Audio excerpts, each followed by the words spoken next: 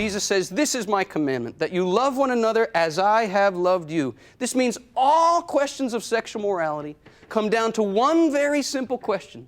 Does this behavior image God's free, total, faithful, fruitful love? Or does it miss the mark? Let me ask you all a question. And whether you're married or not, you can answer these questions. Maybe one day you hope to be married. You can answer in light of that. Sister and father, you also took vows, so you can answer in light of that. How many of you want to be faithful to your wedding vows? Can I see a show of hands? Is that everybody? Okay. Even if it hurts, do you still want to be faithful to your wedding vows? Even if it demands tremendous, even gut-wrenching sacrifice, do you still want to be faithful to your wedding vows? Or are you sure? Am I imposing this on you? No. You want it? Yes. Of your own free will? Yes. Okay. You have just accepted everything the Catholic Church teaches about sex of your own free will. I didn't impose it on you. You said you wanted it. Because this is exactly what is at stake. Remember what we learned in the last session? Sexual intercourse is meant to be a renewal of wedding vows, spoken not with words, but spoken with the language of the body. Now, it's a very wonderful thing if on a special anniversary, husband and wife go back to the church and renew their vows. That's great. But that shouldn't undermine the fact that every time a husband and a wife engage in that union, in becoming one flesh, they're meant to be speaking and renewing their wedding vows with the language of their bodies. How healthy would a marriage be if a husband and a wife were regularly unfaithful to their wedding vows? How many say, yeah, that's the kind of marriage I'd like to have? On the other hand, how healthy would a marriage be if a husband and a wife regularly renewed their wedding vows, and every time they did, they were more committed to them on that day than they were the day before? How many say that's the kind of marriage I'd like to have? You have just accepted everything the Catholic Church teaches about sex, and I didn't shove it down your throat. You said you wanted it. Our bodies speak. They proclaim a great mystery. I've been up here teaching not just with my words, but my body's been doing all this crazy stuff, and that too is speaking. Tell me what I'm saying. Hello or goodbye. Tell me what this is. Shock or surprise. Tell me what this is. You don't? Well, come on, that's an easy one. Our bodies speak. And we also know that actions speak louder than words. If you walked into my family room and saw me sitting here like this, and you said, Christopher, how you doing? And I said, great. What are you going to believe, my words or my body? We can say one thing with our words and contradict it entirely with our bodies.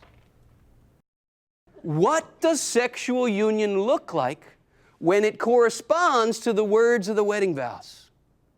That's what we're after.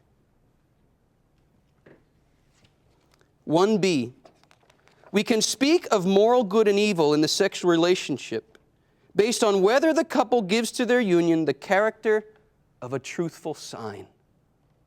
Is this a true sign of God's love, or is it not? Let's do the math. And don't be afraid to admit if you are guilty of every single sin I'm about to talk about. God's mercy has been given, and we must trust in that mercy. There is only one sin we should be afraid of. Only one. The refusal to admit sin. Because the refusal to admit sin is the only unforgivable sin. Jesus called it the blaspheming of the Holy Spirit. When we blaspheme the Holy Spirit, we're saying, I haven't sinned and I don't need the Holy Spirit to forgive me of sin because I haven't sinned. Don't be afraid to admit a million sins. Be only afraid of rationalizing sin. Everybody with me here? Let's trust in God's mercy. He's not against us. He wants to save us. So let's just do the math. Does an act of masturbation image God's free, total, faithful, fruitful love, or does it miss the mark? It misses the mark. If you struggle with this, I'm not here to condemn you. I'm here to proclaim a truth that can set us all free. Does premarital sex image God's free, total, faithful, fruitful love, or does it miss the mark? If anybody here struggles with this, believe me, I'm not here to condemn you. I'm here to proclaim a truth that can set us free. Does homosexual activity image God's free, total, faithful, fruitful love, or does it not?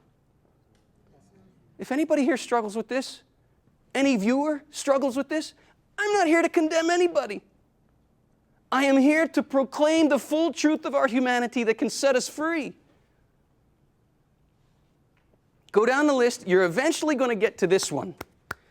And this is the big bugaboo. This is the big bone of contention in the church over the last 40, 50 years. Be not afraid of the demands of love. Be not afraid to admit 1,000,000 times we've failed. Be only afraid of rationalizing. Does an intentionally sterilized act of intercourse, even between spouses, does this image God's free, total, faithful, fruitful love, or does it miss the mark? If the church's teaching on contraception is here and our hearts are over here, maybe the problem is not with the teaching of the church. Maybe the problem is our hardness of heart. If today you hear His voice, harden not your hearts.